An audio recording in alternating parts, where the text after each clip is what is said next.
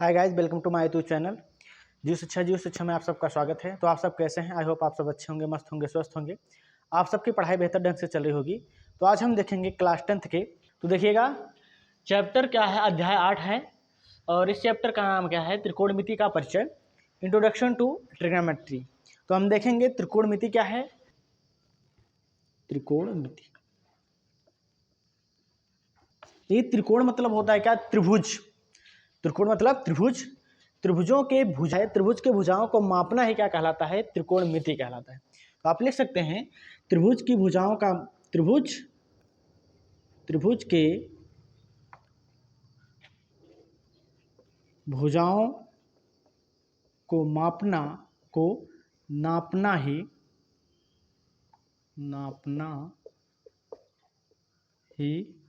त्रिकोणमिति कहलाती है। त्रिकोणमिति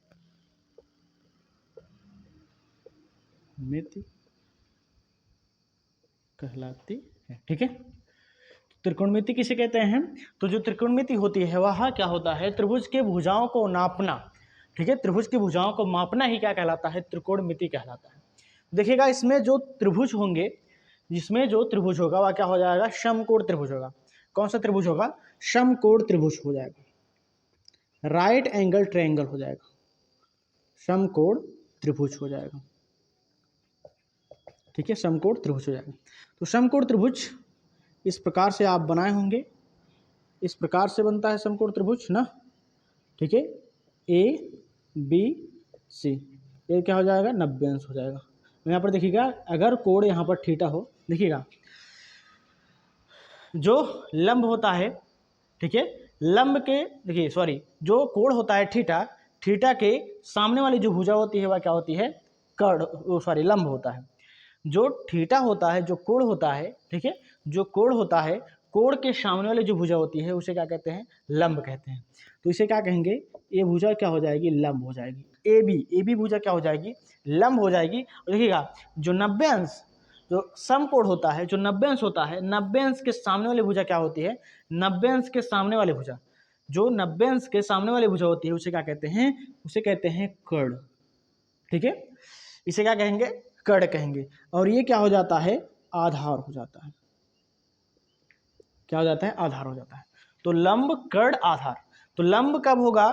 जो थीटा होगा, थीटा अगर वह राइट एंगल ट्रायंगल है, अगर वह त्रिभुज समकोण त्रिभुज है, ठीक है, अगर वह ट्रायंगल, वह त्रिभुज अगर समकोण त्रिभुज है, तो इस जो थीटा कोण है, जो यहाँ पर कोण है, या थीटा हो, बीटा हो, कोई भी कोण हो, कोण ए भी हो सकता है, बी भी हो सकता है, सी भी हो सकता है, कोई भी कोण हो, तो कोण के सामने वाली जो भुजा होगी वह क्या हो जाएगा? लंब हो जाएगा। और यहाँ से देखिएगा, जो 90 अंश, जो समकोण होगा, जो 90 अंश होगी, 90 अंश के सामने वाली भुजा जो हो जाएगा वह क्या हो जाएगा? कर्ण हो जाएगा। और ये जो बीसी हो जाएगा वह क्या हो जाएगी? आधार हो जाएगी। ठीक, तो यहाँ से आपको क्या पता चला?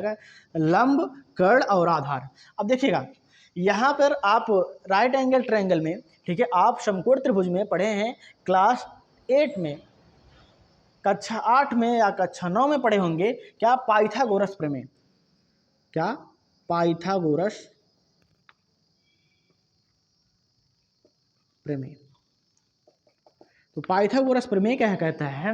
पाइथागोरस प्रमेय कहता है कि अगर, यदि समकोण त्रिभुज है, अगर वह त्रिभुज समकोण त्रिभुज है, तो समकोण त्रिभुज के कर्ण का वर्ग, समकोण त्रिभुज के सबसे बड़ी भुजा कर्ण का वर्ग जो होगा वह शेष दोनों भुजाओं के वर्गों के योगफल के बराबर होता है।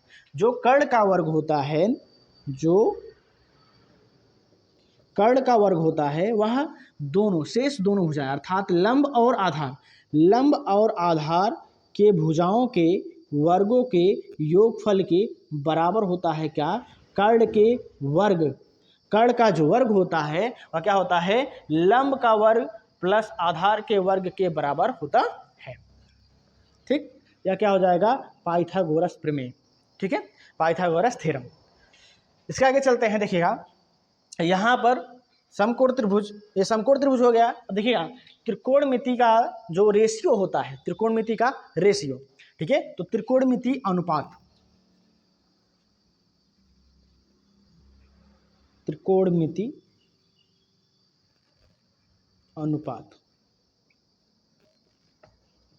तो इसका जो रेशियो होता है यहाँ पर देख लीजिएगा, देखिए साइन, कॉस, टैन, कॉसेक, सेक, काट, ठीक है।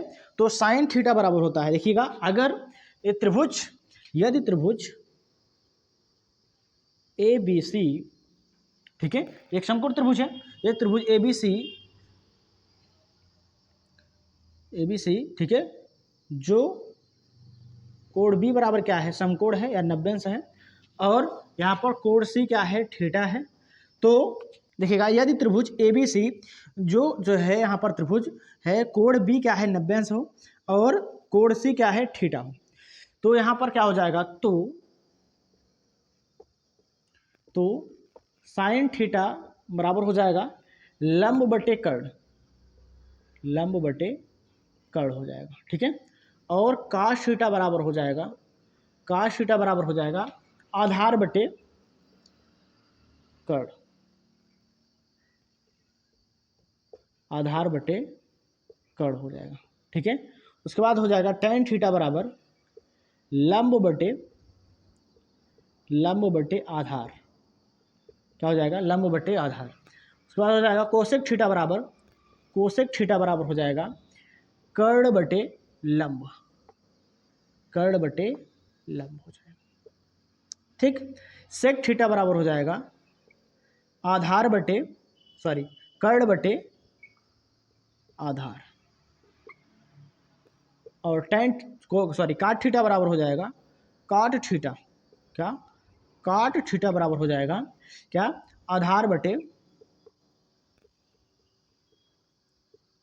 लंब, ठीक है।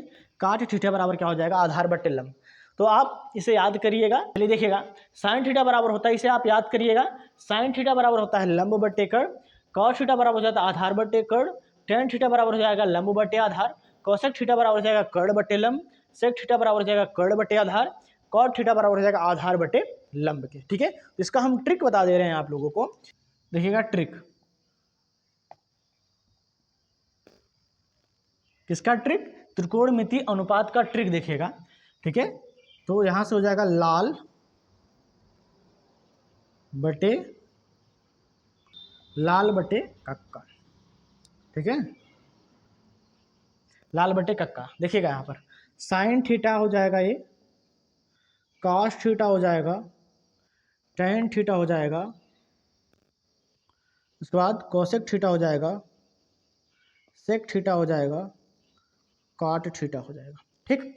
देखिएगा साइन थीटा बराबर हो गया लंब बटे कर्ण, ठीक, कॉस थीटा बराबर हो जाएगा आधार बटे कर्ण, टैन थीटा बराबर हो जाएगा लंब बटे आधार, कोसेक थीटा बराबर हो जाएगा कर्ण बटे लंब, सेक थीटा बराबर हो जाएगा कर्ण बटे आधार, काट थीटा बराबर हो जाएगा आधार बटे लंब के, ठीक।